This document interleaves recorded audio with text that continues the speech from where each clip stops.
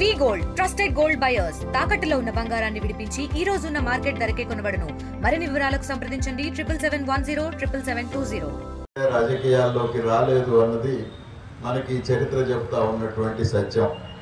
ముందు వామపక్షాలలో వామపక్ష అభిమానిగా, విద్యార్థి నాయకుడిగా, విద్యార్థి దశలో ఉండి రాజకీయాల పట్ల ఆనాటి నుండే అవగాహన కలిగి, అట్లాగే ప్రభుత్వ వ్యతిరేక విధానాలు వాటిలో కూడా మనం ఎట్లా మన బాధ్యతను నిర్వర్తించాలి, ప్రజాపక్షాన మనం ఎట్లా ఉండి పోరాటాలు నిర్వహించాలి, ప్రజలకు నాయకత్వం వహించాలి.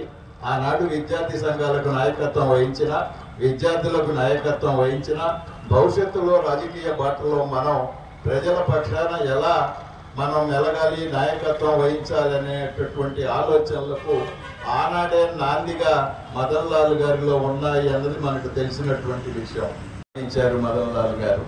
కానీ అక్కడితోటే సంతృప్తి చెందాల. మనిషిలో ఎప్పుడు ఆలోచనలు ఉండాలా, మనిషిలో కోరికలు ఉండాలా.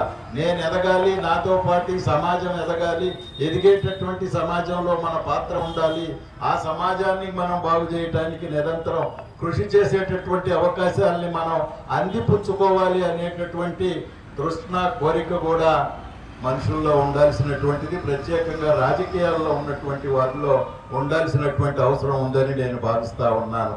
ఆ లక్షణాలనే మదన్ లాల్ గారిలో చూసాం మనం.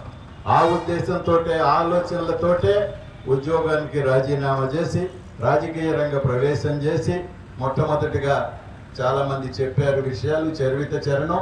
అందుకని ఇండిపెండెంట్గా ఇక్కడే పోటీ చేసి, అట్లాగే వైసీపీ తరఫున శాసనసభ్యుడిగా ఎన్నికై టీఆర్ఎస్ పార్టీలో చేరి మా అందరితో కలిసి పనిచేసినటువంటి వ్యక్తి మదన్ లాల్ గారు అని ఈ సందర్భంగా నేను ఒకసారి గుర్తు చేసుకుంటా ఉన్నాం.